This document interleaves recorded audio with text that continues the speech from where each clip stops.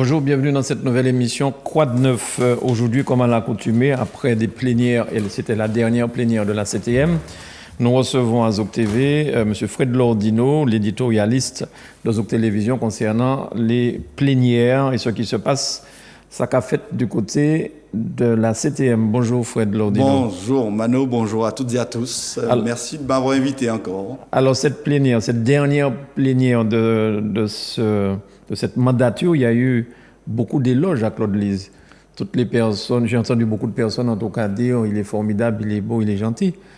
Est-ce que à ton avis, c'était simplement pour faire beau, ou bien parce que les gens pensaient ça réellement? Oui, c'est un hommage mérité. Ouais. Plusieurs d'entre nous, quel que soit notre bord politique, nous avons tenu à rendre hommage à ce grand Martiniquais qui est Claude Lise, médecin. Oui, c'est vrai que tu as beaucoup dit docteur Lise. Oui, il a été médecin au Marigot. À l'époque, c'était pas facile. Maintenant, on a du mal à trouver des médecins qui s'installent dans le Nord notamment.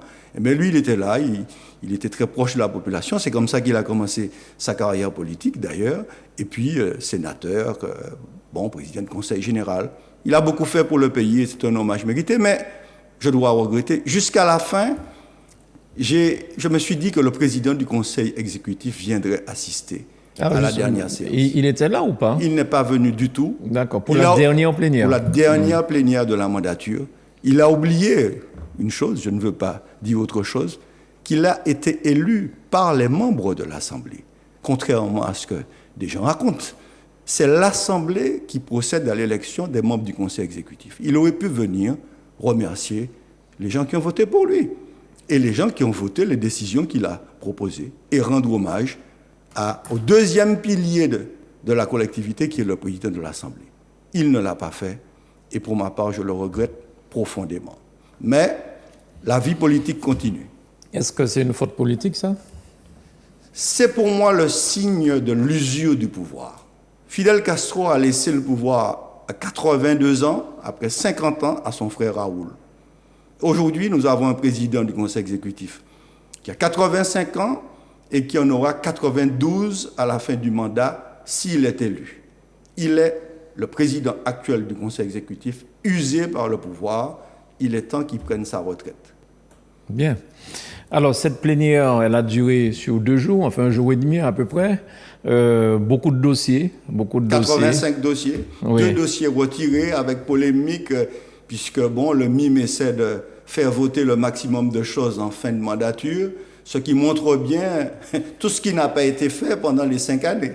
Oui. Si on fait autant de dossiers chaque fois, mais surtout, il n'y a pas eu le dossier de la mandature et de la fin de cette année, c'est le compte administratif et le compte de gestion qui devrait faire apparaître plus de 100 millions d'euros d'excédent, soit un excédent cumulé de 200 millions d'euros pour 2020 et 2019. Donc, ça montre aujourd'hui les carences en matière de gestion de la majorité actuelle, ce qu'il en reste.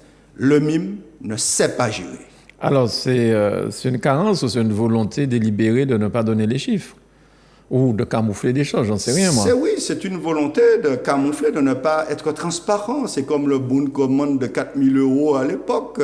C'est comme l'inventaire, c'est comme aussi le patrimoine. Toute une série de documents qui sont cachés, alors qu'il faut les donner à la population, aux élus. Et là encore, on a vu que le MIM et ses alliés essaient de cacher l'excédent colossal, je ne sais pas s'il faut dire excédent abyssal, mais c'est un excédent stratosphérique où ces 200 millions d'euros pourraient venir aider à la fois les familles, les marins-pêcheurs qui sont dans la détresse là actuellement, puisque 80% de recettes de moins, nous avons voté les dossiers qui sont financés par le Fonds européen pour les affaires maritimes et la pêche. On nous dit non, c'est pas nous, c'est l'État, et à peine, même pas la moitié de l'argent, de 20 millions d'euros. C'est-à-dire que l'argent n'est pas utilisé, et la réponse du MIM, de Boutrin et consorts, c'est de dire, c'est pas nous, c'est l'État, c'est nous. C'est notre responsabilité. Et c'est ce qu'on appelle un dégagement d'office, cet argent retournera en Europe? Ils vont utiliser toutes sortes d'astuces pour éviter le dégagement, mais de fait, sur les fonds Jérémie 28 millions d'euros pour la première fois dans l'histoire des fonds européens. Une collectivité, c'est ça l'autonomie, a la possibilité de financer pour 28 millions d'euros des petites entreprises. Pas un seul centime d'euro n'a été utilisé. Donc l'argent, ils vont essayer de le recycler avant 2022, puisqu'il y a encore 2 ans pour terminer les programmes opérationnels, mais c'est le symbole de l'échec. Le lycée Chelcher, c'est l'échec. Il ne va pas ouvrir là en septembre. Contrairement, oui, ça ne va pas ouvrir parce que les élèves, il ne faut pas donner de faux espoirs à la jeunesse. Il y a beaucoup de jeunes lycéens qui ont envie de rentrer dans un bâtiment neuf. C'est légitime de la part des jeunes, des adolescents qui sont en seconde, première, terminale. Mais ce lycée n'ouvrira pas parce qu'il y a une mauvaise gestion du chantier, parce que les entreprises n'ont pas été payées convenablement, exactement comme à Sainte-Marie. Mais ce lycée, d'après ce qui m'a été dit à l'époque, devait réouvrir avant les élections de juin. Ça fait 5 ans. Ça fait 6 ans qu'ils ont commencé là. Ils ont redéposé un permis de construire, modifié beaucoup de choses. La réalité, c'est qu'ils ont perdu du temps. C'est comme le cyclotron. On vient à peine de déposer le permis de construire. C'est comme d'autres projets où on a, comme le transport, ou une grève des transports 4 semaines. 4 semaines. Les entreprises privées n'ont pas été considérées, Mano. Il fallait dialoguer avec les entrepreneurs, financer l'activité des entrepreneurs. Mais non, 18 millions d'euros d'excédent et vous laissez les entreprises martiniquaises crever la dalle, il faut le dire.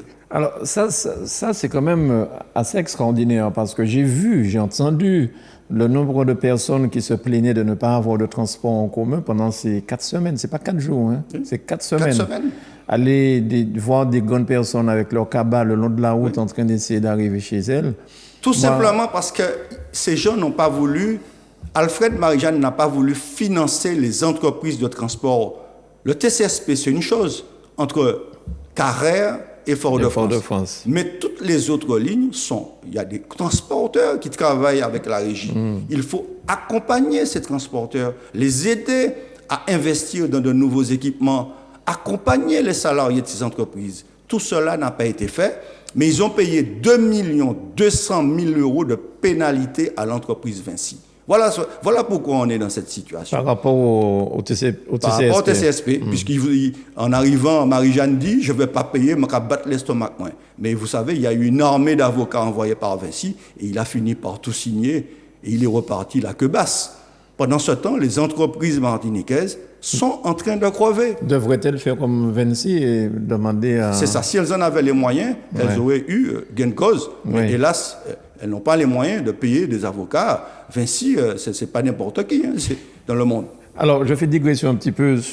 Pendant la campagne électorale, là, je crois qu'il y a 2 choses qui vont interpeller les Martiniquaises et les Martiniquais. C'est ce manque d'eau, parce qu'il y a des communes en ce moment qui n'ont pas d'eau. Chelcher, plusieurs quartiers de Fort-de-France. Hier, les écoles étaient fermées. C'est-à-dire qu'aujourd'hui, dans le sud, il y a... Justement, ce n'est pas seulement la CACEM. Les gens veulent faire croire qu'il s'agit de la CACEM. Mais le sud aussi est impacté, au gros monde. Et cette élection doit être un référendum. Pour ou contre l'application de la délibération Séguineau. La moitié des problèmes qu'on a actuellement auraient été résolus si on avait connecté, réparé la casse de Séguineau. Donc aujourd'hui, la responsabilité est grande de ceux d'Alfred Marie-Jeanne et de ses amis qui n'ont pas voulu appliquer une décision. Et moi-même, je regrette très fortement que les collègues n'aient pas été unanimes, que les élus PPM n'aient pas participé à une motion de défiance, parce que c'est la démocratie, que les élus PPM n'ont pas voulu aller devant le tribunal pour dire au préfet, vous devez faire appliquer cette décision. Et là encore, on a une question sur la mafia martiniquaise de l'eau, celle qui aujourd'hui gangrène Odyssey, qui est remise en cause cette mafia par l'actuel directeur, et la mafia demande le départ du directeur. Mais vous savez pourquoi, Mano? Parce que 15 millions d'euros d'investissement sont prévus cette année. Sur les 4 ans, 55 millions d'euros. La mafia de l'eau, elle veut manger l'argent. Elle veut que des marchés truqués soient organisés pour prendre l'argent et dire aux Martiniquais, vous allez payer. Nous disons, à Michance Martinique, baissez le prix de l'eau. mettez un tarif social de l'eau, ce n'est pas la mafia qui doit bénéficier des investissements. La mafia, elle profite aussi des carences de la ville de Fort-de-France. Dans le déficit de 60 millions d'euros, il y a 23 millions qui concernent l'eau, le paiement, l'amortissement des immobilisations. Mais la ville de Fort-de-France n'a pas de compétences en matière d'eau. Il faut nettoyer les écuries. Il faut que la ville de Fort-de-France rende les équipements à la CACEM. Elle n'a pas de compétences en matière d'eau. Et pour ça, nous sommes très clairs, en tout cas, avec les élus de Michens-Martinique, nous disons, il faut que la mafia trouve en face d'elle des élus déterminés. Et c'est notre cas. Bien. Alors, on parle. Alors, oui, justement, il y a un autre problème là qui semble être important. Peut-être que vous pourrez nous donner quelques explications. Il semblerait que sur une des listes, et voire même plusieurs listes, j'ai entendu dire peut-être plusieurs listes seraient impactées par ça, des gens qui sont sur des listes qui ont été validées par la préfecture, alors quand bien même ils ne devraient pas être sur cette liste-là de par leur fonction. C'est le cas de Lionel Desroses, que je ne connais pas les autres cas, mais qui est un Samaritain comme moi-même, qui est en 5e position sur la liste d'Alfred Marie-Jeanne, alors qu'il est directeur du patrimoine à l'Institut martiniquais de formation professionnelle pour adultes. C'est-à-dire qu'il n'était même pas éligible et il y a une incompatibilité. Donc, pour une raison que le préfet de Martinique connaît, comme pour Seguino, il a peut-être, avec ses services, laissé passer. Mais ce qu'on peut dire, c'est que Lionel Desroses ne pourra pas siéger dans cette assemblée. C'est très clair, il n'est pas aujourd'hui, sa fonction de conseiller territorial n'est pas compatible avec la fonction de Lionel Desroses à l'IFMPA, là où il y a une grève actuellement. Lui-même, il est délégué syndical, je crois, à CSTM, où il est dans la même position que sa colistière, Mme Carius, qui est en train de priver les salariés de salaire au mois de mai. C'est inacceptable. Donc on parle de l'IM. On parle Institut martiniquais de formation professionnelle pour adultes, IMFPA. Ils sont en grève toujours. Ils sont en grève toujours. Ils ont été reçus par le bureau de l'Assemblée. Ils ont été reçus à notre demande, voilà, par le président Lise, une intersyndicale. Il y a une souffrance extraordinaire dans cette institution. Il y a des femmes qui ont porté plainte pour harcèlement sexuel et harcèlement moral. J'ai vu les plaintes. J'ai vu les procès-verbaux des plaintes. Donc, il y a aussi un manque criant d'équipement quand la structure affiche des excédents, 6 millions d'euros d'excédents l'année dernière. Donc, Mme Carius et M. Desroses, colistiers d'Alfred Marie-Jeanne, doivent être sanctionnés lourdement par les citoyens le 20 juin prochain, lors des élections. En fait, c'est vrai qu'on peut s'interroger lorsqu'on entend tout ça. Oui. Est-ce que les téléspectateurs, est-ce que les Martiniquaises et les Martiniquais entendent ça? Est-ce qu'ils se disent, bon, on les connaît, on va voter pour eux parce qu'on les connaît déjà, mais il y a une véritable souffrance derrière tout ça. Comment? Beaucoup de souffrance. Beaucoup de souffrance parce que vous avez aujourd'hui des dirigeants qui sont déconnectés de la population. Ce qu'ils veulent, c'est le pouvoir. Pour faire quoi? Ils ne savent pas eux-mêmes, puisqu'on voit 200 millions d'euros d'excédents. On voit des travailleurs dans la souffrance, des marins-pêcheurs en détresse, des entreprises qui ne sont pas payées, Mano. Parce que, pourquoi ils n'ont pas publié le bilan des aides en disant exactement qui a été payé, qui n'a pas été payé? Pourquoi on ne donne pas la liste des entreprises qui ont bénéficié des fonds européens? Ce que nous ferons si nous sommes élus, pour qu'on sache où va l'argent. Toutes ces questions, eh bien, font que les Martiniquais perdent confiance dans les élus, mais surtout la crainte que j'ai, c'est que les Martiniquais n'aillent pas voter. Compatriotes, allez voter le 20 juin. Exprimez-vous. C'est vous qui avez la clé du pouvoir. C'est vous qui désignez électrices, électeurs, les représentants à la collectivité. Mais M. Lordino, vous êtes quand même 4e vice-président de l'Assemblée. Oui. Vous demandez des documents et on ne vous les donne pas? On ne me les donne pas. J'ai écrit 2 courriers, par exemple, sur le dossier Corsair, pour demander sur quelle base on a donné 3 millions d'euros à Corsair. Pas de réponse. J'ai demandé en mars sur les fonds Jérémy, qu'est-ce qui se passe? Est-ce qu'on peut me donner un détail? Pourquoi ça ne fonctionne pas? Pas de réponse. Mais c'est une pratique qu'il y a. La pratique, c'est d'écraser le petit. Alors, lorsque vous vous mettez en face d'eux, c'est sûr, il se crispe, il vous taxe d'être violent, agressif, alors que vous faites le job, c'est ce que j'ai tenté de faire, de dire il faut de la transparence, il faut de l'équité, il faut accompagner les gens et non pas être des profiteurs du pouvoir. Oui. Et puis le